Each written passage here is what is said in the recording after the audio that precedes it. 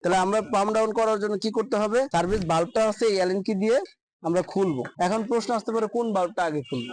তুমি দুইটা বাল্বে যে কোনো একটা খুলতে পারো, এটা কোনো এরকম কোনো রুলস নাই বা ভিতরে এমন কিছু নাই যে যেটা তোমার মানে আগে বা পরে খুললে কিছু একটা সিস্টেম নষ্ট হয়ে যাবে, এরকম কোনো সুযোগ নেই। তাহলে তুমি কি করবা? আগে ছাড়বা। শব্দ পাচ্ছ? হ্যাঁ, প্রেসার উঠতেছে, দেখো তো প্রেসার উঠছে, প্রেসার উঠতেছে, প্রেসার উঠে গেছে, তাই না? তাহলে আমরা মেইন পাওয়ার লাইনে একটা ক্লিপ অন মিটার বসায় দিই। মিটারে এম্পিয়ারটা আছে 00। কম্প্রেসার চালু হতে 3 থেকে 4 মিনিট সময় লাগবে, কারণ এটা যে কন্ট্রোল বোর্ডটা আছে সেই কন্ট্রোল বোর্ডের ভিতরে তোমার যে পিসিবিতে ডিজাইন করা আছে ডিলে টাইম দেওয়া থাকে যে 3 থেকে 4 মিনিট পর। আমরা যখন গ্যাসটা লক করি, তাই না, যখন পাম্প ডাউন করি তখন কি করি? এই সার্ভিস বাল্বটা বন্ধ করি, তাই না? এই যে সার্ভিস বাল্ব যেটা বন্ধ করি, এটা বন্ধ করলে এই জায়গাটা বন্ধ হয়ে যায়, তাই না? বন্ধ হয়ে গেলে এই জিনিসটা দেখো তো কোথায় গেছে, এই মাথাটা ক্যাপিলারি না, এই যে ক্যাপিলারি না, এর মানে কি কন্ডেন্সারের শেষ প্রান্ত। এটা কি কন্ডেন্সারের শেষ প্রান্ত। খেয়াল করো, এটা হলো কম্প্রেসার না, কম্প্রেসারের উপরে এটা কি ডিসচার্জ। ডিসচার্জ লাইনটা কোথায় গেছে? কন্ডেন্সারের একেবারে শুরুতে এইখানে চারিদিকে ট্রাভেল করে সে ঘুরিয়ে তারপর এই যে শেষ প্রান্তে এসে এখানে একটা স্ট্রেনার আছে বা ছাঁকনি বা ফিল্টার যেভাবে বলো, সেটার কাজ কি? হিমায়তটাকে সে পরিষ্কার করে দেন হিমায়তটা ক্যাপিলারির ভিতর দিয়ে গিয়ে দেন এখানে চলে আসলো, তাই না? আমি যদি এই সার্ভিস বাল্বটা বন্ধ করি, এখান থেকে, হ্যাঁ, এখান থেকে যদি আমি বন্ধ করি তাহলে কি হবে? এই জায়গাটা লক হয়ে গেলে এই জায়গাটা পুরো রেফ্রিজারেন্ট বা হিমায়তটা আটকে যাবে না? আটকে যাওয়ার পরে কম্প্রেসার যদি স্টার্ট অবস্থায় থাকে, মানে আমি বলতেছি পাম্প ডাউন করার পদ্ধতি কি, বলতেছি কিভাবে আমরা পাম্প ডাউন করতে পারি। প্রথমে হলো এসিটা আমরা স্টার্ট দিলাম, স্টার্ট দিয়ে আমি সার্ভিস বাল্বটা এখান থেকে বন্ধ করলাম। যদি আমি এখানে বন্ধ করে দিই তাহলে ব্লক হলো কোথায়? এই গোড়ায় না? যদি এই গোড়াটা বন্ধ হয় তাহলে ডিসচার্জে সেটা বের হইতেছে না, কিন্তু এখান দিয়ে সাকশন দিয়ে একটু খেয়াল করি, এই যে সাকশন দিয়ে টানতেছে না, এটার ভিতরে কি আছে? গতকালকে দেখছো না কিছু আছে ফাঁকা জায়গা, তাই না? তাহলে অ্যাকুমুলেটরের ভিতর দিয়ে কম্প্রেসারের ভিতরে টেনে নিচ্ছে, টেনে নিয়ে এখান দিয়ে বের করতেছে। তাহলে যদি আমি এখানে বন্ধ করে দেই তাহলে এই ইউনিটটা এখান থেকে বন্ধ না, ভিতরে যে রেফ্রিজারেন্ট আছে পুরোটা টেনে পুনরায় কি করবে? এই যে এখানে টেনে নিয়ে আসবে, এনে রিজার্ভ করবে। এখানে পুরোটা যখন রিজার্ভ হয়ে গেল, তখন আমি আবার এই সার্ভিস বাল্বটা বন্ধ করে দিলাম।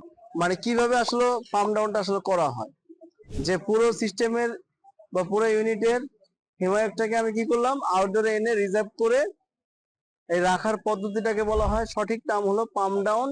টেকনিশিয়ানটা কি বলে? গ্যাস লক করা। কি করা? গ্যাস লক করা। তো যেটাই বলুক না কেন, কাজ বা কথা একই জিনিস। তো সেটা আমরা করে আমরা এটাকে কি করলাম? ইউনিটটাকে আলাদা করে দিলাম। আবার একটু আগে যেটা দেখালাম সেটা হলো কিভাবে আমরা এটাকে স্থাপন করলাম। এই যে এখানে যে সুইচটা আছে এটা হলো হাই প্রেসার কাট আউট। যদি কোনো প্রকার কন্ডেন্সারে ময়লা হয়, ফ্যান মোটর নষ্ট হয়, যদি তাপ বেড়ে যায়, তাপ বেড়ে যাওয়ার সাথে সাথে চাপ বেড়ে যাবে, চাপ বেড়ে গেলে কি হবে? এই হাই প্রেসার কাট আউট থেকে লাইনটাকে কি করবে? বিচ্ছিন্ন করে দেবে। এবার বুঝতে পারছো? তোমাদের ভাগ্যটা ভালো যে আমরা আসলে খোলার সাথে সাথে দেখে ফেলছি। মানে এই হাই প্রেসার কাট আউট বড় মেশিনে থাকে আর দামি মেশিনে থাকে, যেহেতু জেনারেল এসি। এখন দেখো এই যে লিকুইড লাইনটা কিন্তু ঠান্ডা হয়ে গেছে, হাত দিয়ে দেখ ঠান্ডা হয়েছে, কিন্তু সাকশন লাইনটাও ঠান্ডা হয়ে গেছে, তাই না? যে গ্যাস চার্জিং এর কয়টা পদ্ধতি বলছিলাম? মানে 4টা পদ্ধতি বলছিলাম। কি কি? কিভাবে বুঝবা যে গ্যাস চার্জ কমপ্লিট করা হয়েছে? আমরা আলোচনা করছি না এই বিষয়ে। 4টা বিষয় দেখবা। প্রথমত হলো কোম্পানি তোমাকে একটা নির্দেশনা দিয়ে দিছে। এখানে আমি একটা ছাত্রকে বলবো, আলামিনকে বলবো, আলামিন নিচে বসো, তোমরা সবাই দাঁড়ায় থাকো। এখানে কত এম্পিয়ার লেখা আছে? Current 7.1 ampere. মানে এই এসি বলতেছে যে তুমি যদি আমাকে ফুললি গ্যাস চার্জ করে রেডি করো তাহলে তোমার এম্পিয়ার কত থাকতে হবে? 7.1 এম্পিয়ার। তাহলে আমার এখানে যেহেতু মাত্র স্টার্ট দিছি 6.1 এম্পিয়ার নিচ্ছে, তাহলে আমার অপেক্ষা করতে হবে যে আমার এটা 15-20 মিনিট চালানোর পরে আমার দেখতে হবে যে এম্পিয়ারটা আমার স্বাভাবিক আছে কিনা। ম্যানুফ্যাকচারিং গাইড আমাকে যেটা বলছে, কি বলছে? যে 7.1 এম্পিয়ার। এটা এম্পিয়ার দেখে আমি গ্যাস চার্জ করতে পারি এসিতে, যে যেটা লেখা থাকবে সেটা দেখে আমি কি করব? গ্যাস চার্জ করব। ক্লিয়ার? এটা যদি কম হয়, গ্যাস কম থাকলে ঠান্ডা কম হবে। যদি গ্যাস বেশি থাকে ঠান্ডা বেশি হবে না কম হবে?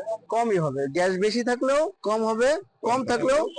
আমরা গ্যাস শব্দটা যখনই বলবো সবাই ধরে নিবা হিমায়ক, আর হিমায়ক বললে গ্যাস ধরে নিবা, কারণ আমরা তো একটা আঞ্চলিক ভাষা আলোচনা করি, প্লাস এর সঠিক নামটা কি? হিমায়ক বা রেফ্রিজারেন্ট। এখন এরপরে আরেকটা পদ্ধতি বলছিলাম, এইখানে তোমরা ধরবা। এই দেখো সোয়েটিং করতেছে না, কপার টিউব কি করতেছে, সোয়েটিং করতেছে না, ঘামাচ্ছে, তাই না? ঘামানোর ইংরেজি কি?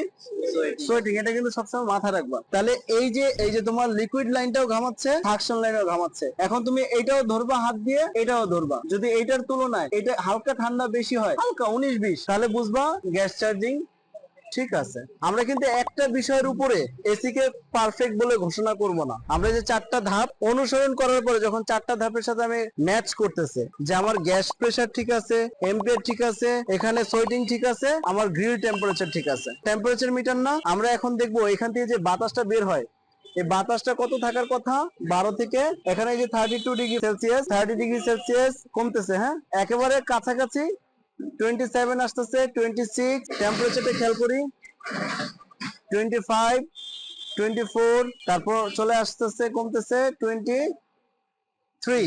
এটাকে কি টেম্পারেচার বলে জানো? Grill temperature. এটাকে কি বলা হয়? এই গ্রিল টেম্পারেচার দেখে যদি তোমাকে কাস্টমার বলে আমার রুমের ভিতরে ঠান্ডা হয় না, যদি কক্ষের ভিতরে তাপের উৎস বেশি থাকে, তাহলে এসি তোমার যদি পারফেক্ট থাকে, ঠান্ডা কিন্তু কম হবে। কারণ কি, আমার তাপ বেশি, সূর্যের আলো পড়তে পারে, রুমের ভিতরে কোনো সার্ভার থাকতে পারে, কম্পিউটার থাকতে পারে, হিটিং কোনো ডিভাইস থাকতে পারে, যেটাই থাকুক না কেন, তাপ যদি বাড়ে তাহলে এসি তোমার যতই ভালো থাকবে ঠান্ডা হবে। ঠিক, তাহলে তুমি কাস্টমারকে কিভাবে বুঝাবো যে তোমার এসি ঠিক আছে? কিভাবে বুঝাবা? এই গ্রিল টেম্পারেচার তোমার হলো হাতিয়ার।